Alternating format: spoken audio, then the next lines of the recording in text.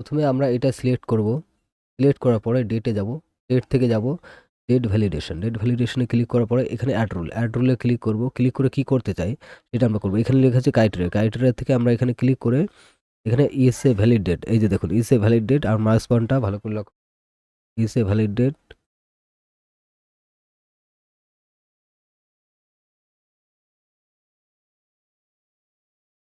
Valid date, এই যে is a valid date, এটা ইস এ ভ্যালিড ডেট, এখানে ক্লিক করব।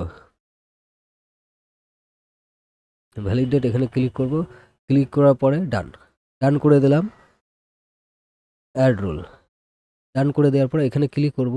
এখন এই যে চলে এসছে, এখানে ক্লিক করে এই যে ডেট চলে আসলো। এবার এখানে ক্লিক করে ডবল ক্লিক করব, ডবল ক্লিক করে অ্যাড চলে আসলো। বা আমরা যদি এটা এবার টানি এভাবে অ্যাড চলে আসবে। বুঝতে পারছেন? এইভাবে দেখুন ডেটটা চলে এসছে।